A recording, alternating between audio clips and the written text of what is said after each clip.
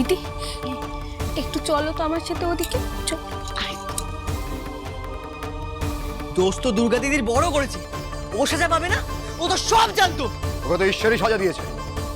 দেখছো না ওর অবস্থা? ওর সাজা পাওয়া বাকি আছে ভট্টাচার্য মশাই। কি সাজা? স্বামীরা স্ত্রীদের রক্ষা করে, ঠিক যেমন পৃথ্বীরাজ আমাকে করেছেন। কিন্তু যে স্বামী তার স্ত্রীকে রক্ষা করা তো দূর, তার মৃত্যুর ফাঁদ পাতে সেই স্বামী থাকার চেয়ে না থাকার ঢের ভালো।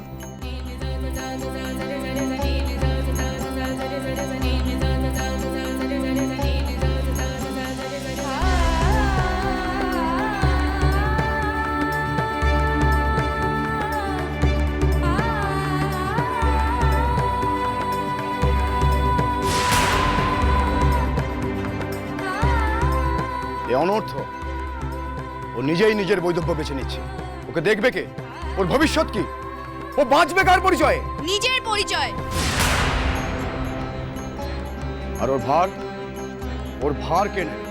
সরলাবালা বালিকা বিদ্যালয়। মুকুজ্জে বাড়ির মেয়েরা যে স্কুলের গণ্ডি পেরোয়নি, সেই স্কুল নেবে এই মেয়ের ভার? জগৎপুরের মেয়েদের স্কুলে বাড়িয়ে ভ্রষ্ট করতে চাইছেন ফণিভূষণ বাবু? কই নিজের মেয়েকে তো পাঠাচ্ছেন না? এর উত্তর আছে আপনার কাছে? আছে।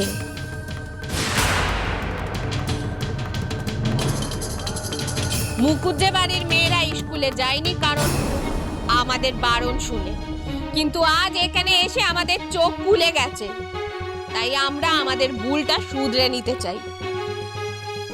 গোটা গাঁয়ের সামনে আমরা বলছি আমাদের মেয়েরা ওই স্কুলেই পড়বে। দিদি আমি পড়বো তোমার স্কুলে। আমার মেয়েও এই স্কুলে পড়বে। দিদিমণি, আমি চাই আমার এই দুই মেয়েকে আপনি আপনার স্কুলে পড়ান। ছাত্রীদের যা রমরমা, হরিদাকে ডাকতে হবে, বুঝেছিস? কারণ একমাত্র সেই তো স্কুলের ভেতরে বুলবুল বাচ্চা বিক্রি করার অনুমতি পাবেনি। বউ, এখন তো আনন্দের সময়, তুমি তো জিতে গেছো। জয় মহারানী কমলার জয়, জয় মহারানী কমলার জয়, জয় মহারানী কমলার জয়। ভট্টাচার্য মশাই, আমি বলেছিলাম না সরলাবালা বালিকা বিদ্যালয়ের হাত ধরে এই জগৎপুরের হাওয়া ঘুরবে। টের পাচ্ছেন? পাচ্ছি। দেখবেন ফণিভূষণ বাবু, এই হাওয়া যেন আবার ঝড় ডেকে না হয়।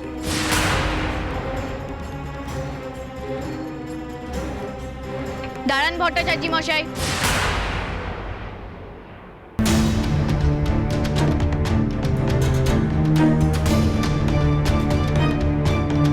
আবার কি হলো?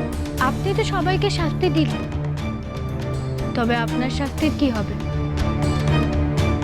মানে উনি কি করেছে? ঘোষাল খুড়োদের সাথে নিয়ে একদিকে দুর্গা দিদি, আরেকদিকে মুকুজ্জে বাড়ির সর্বনাশ করার পুরো চক্রান্তটাই ভট্টাচার্য মশাই। ভট্টাচার্য মশাই এইসব কাজের সঙ্গে জড়িত? ছি ছি ছি ছি। শাস্তি দিতে চাও তুমি? আজ তোমারই দিন। বেশ, বলো কি শাস্তি তুমি দেবে?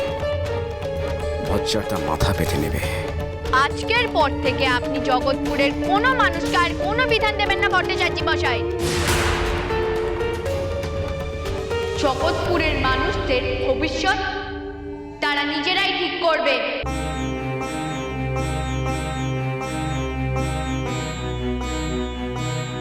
হ্যাঁ হ্যাঁ, আপনার কোনো বিধান আর আমরা শুনবো না। আপনার কোনো বিধান আমরা শুনবোই না। বেশ,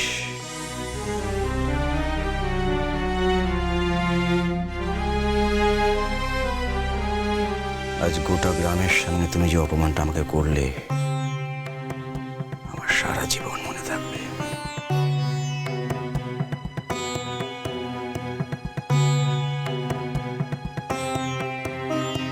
সই, আমাকে তোর স্কুলের ছাত্রী করবি?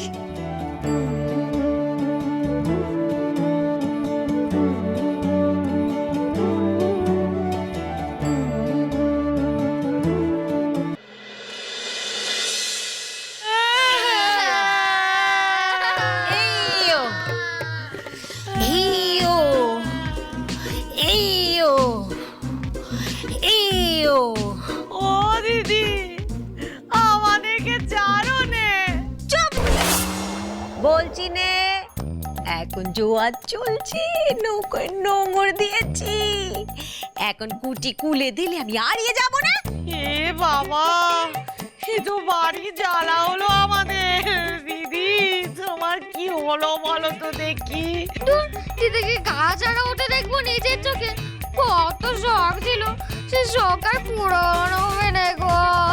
জয় মহারাজ পৃথ্বীরাজের জয়, জয় মহারানী কমলার জয়।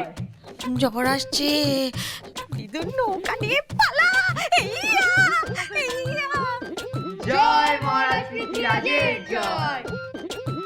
আমি কি ঠিক শুনছি নাকি আমার কান বাজছে?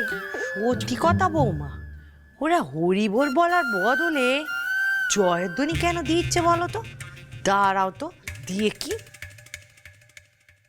জয় মহারানী কমলার জয়, জয় মহারানী কমলার জয়, জয় মহারাজা পৃথ্বীরাজের জয়, জয় মহারানী কমলার জয়, জয় মহারাজ পৃথ্বীরাজের জয়।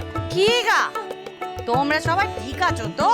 শুধু ঠিক নয়, মুকুজ্জা বাড়ির বৌমার নাম গোটা জগৎপুরে ছড়িয়ে গেছে মা।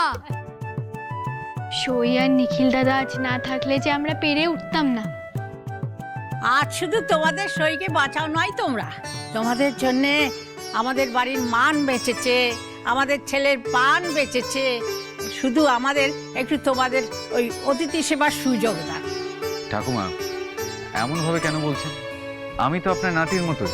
নাতির মতো কি বাবা, তুমি তো আমার নাতি, আর ওই হচ্ছে আমার নতুন নাত বৌমা।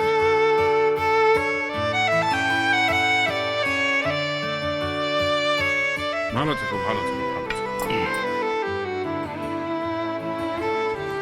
তাক তাক তাক তাক মা তাক। ওমা তাক তাক। তা পৃথ্বীরাজ, তোমার দলের খবর কি? কিছুদিন আগে ঠিক ছিল না, কিন্তু এখন একেবারে মাকা সন্দেশ।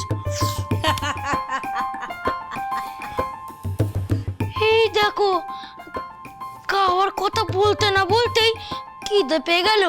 এই মামা বাবু বলছি 13 পার্বণের মতো যে একের পর এক সুখবর আসছে। প্রথমে মানিক দাদার দল জুড়লো, তারপরে বৌদিদের স্কুল। বলছি একটু ভোজের আয়োজন কিন্তু হওয়া দরকার। হ্যাঁ কাকা বাবু, ভুড়ি বোঝলে 16 কলা পূর্ণ হতো। আর আপনার দরকার মা কালীর কাছে জোড়া পাটা মানছি। আরে বাবা, হবে হবে, ভোজ নয় মহাভোজ হবে। কবে বাবা?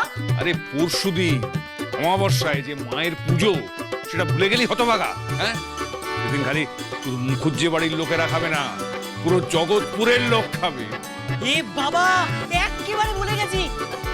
যাক, ভালোই হয়েছে নিখিল দাদা তোমরা চলে এসেছো। এবার দেখবে আমরা পুজোয় সবাই একসাথে খুব মজা করবো। শুধু মজা নয়, মেলা কাজও আছে। আপনি কোনো চিন্তা করবেন না বাবা, আমরা আছি তো। হ্যাঁ, তুই আছিস তো, সেটাই তো আমার চিন্তার কারণ। আয় তোরা আয়, তোদের সব কাজ বুঝিয়ে দি। আয় আয় আয়, আমি তো আসছি। হ্যাঁ আয় আয়। সইটা কোথায় থাকবে মা? কেন আমাদের ঘরে?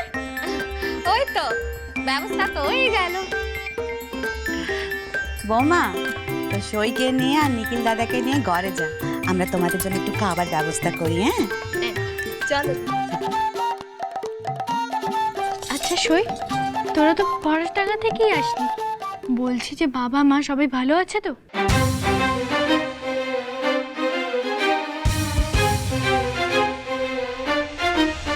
বোন, আমরা তো ফরাসডাঙ্গা থেকে আসিনি। তবে আসলে সই, তোর নিখিল দাদাকে ব্যবসার কাজের জন্য কলকাতা যেতে হয়েছিল, আমরা সেখান থেকেই আসছি। শ্রীমান পৃথ্বীরাজ